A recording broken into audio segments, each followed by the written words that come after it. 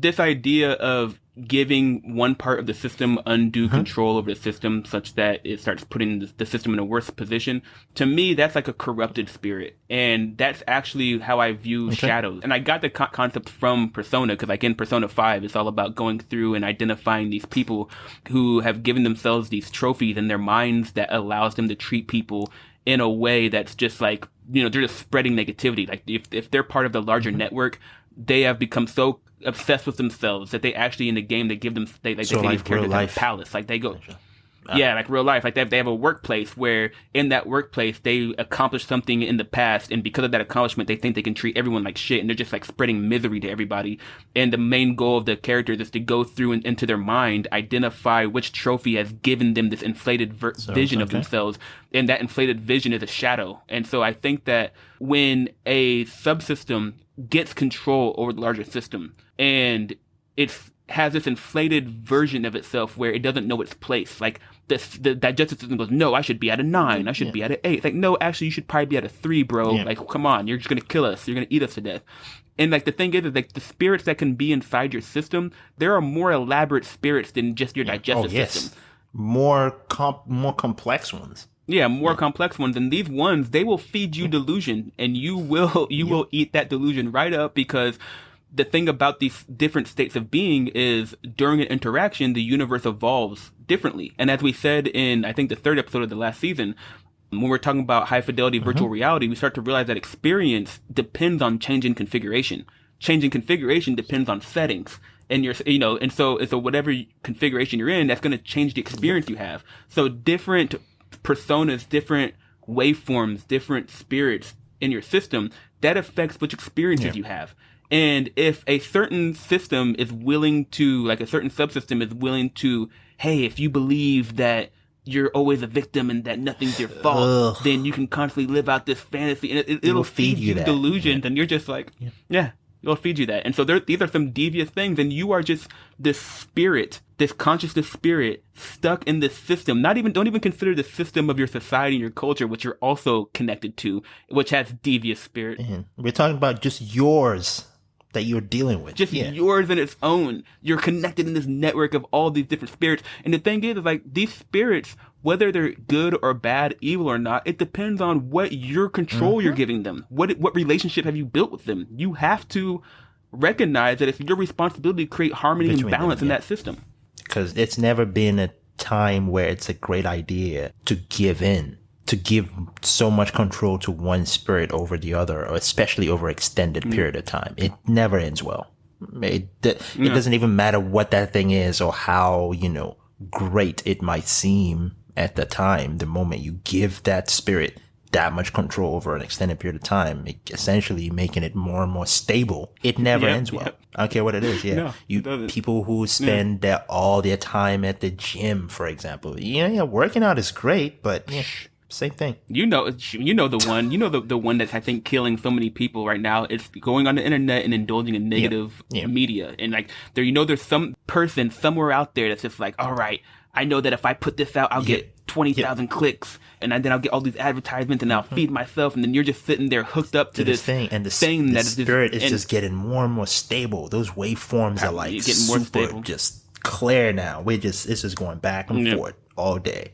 To the point where you can't even see reality anymore. Like you don't even know what up or down is, and you're just living in this. Because the thing about it is, this spirit's way of speaking, you can see that these waveforms or your model of reality, what you think is true, that part of having a model of what reality is, that's also part of your spirit.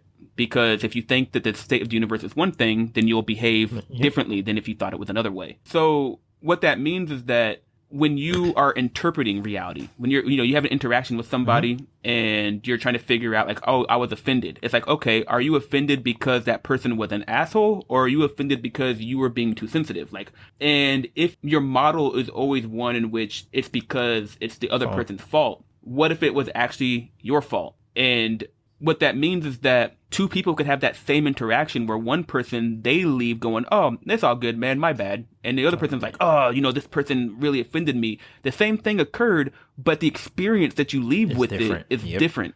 It depends on your model of reality. And so this whole idea of spirit, like when you embody a specific waveform, it affects your experience and how you interact with the world, how the world interacts with you, all of that stuff. And like, one of the cliche things that you hear is, it all starts from within. Yeah, it really does. That's not just a off the cuff statement. It really does start from within. Yeah. Oh, I guess what I was trying to say is that your model, like your interpretation machine, like it interprets, and how you interpret things affects experience. And so it's all interconnected. Like, we just want to make sure that it's clear that this concept of spirit is tied to the evolution of the universe and waveforms, and that it's not something trivial. And I find that it's actually one of the most powerful languages to conceptualize reality, because then you actually start seeing, like, especially when you personify there are all these spirits. Yeah, especially when you personify it. There are all these spirits that are trying to influence me, and how they influence me affects my behavior. Do I want to suffer or not?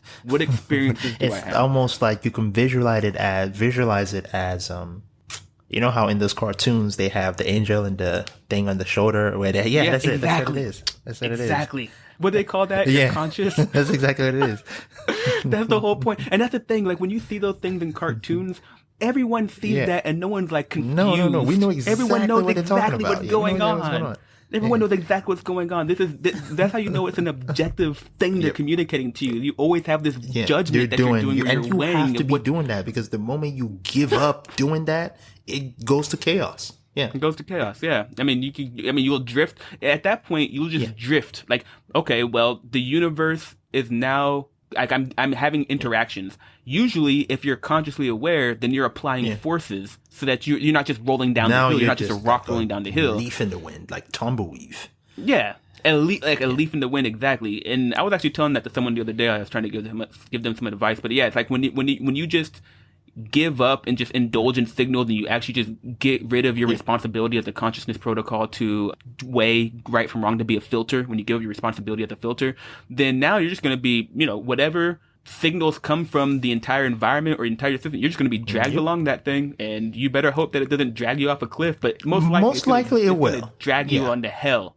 You're going to be dragged into hell almost immediately. Like, let's be real here. And so, and I think that what we want to leave listeners with today is the idea that these spirits, it's a good idea to personify them first off, because that kind of really gets you in the head space of really considering the fact that these systems, these spirits, are trying to influence your reality. They're trying to shape it. They're going to affect your experiences and your interactions.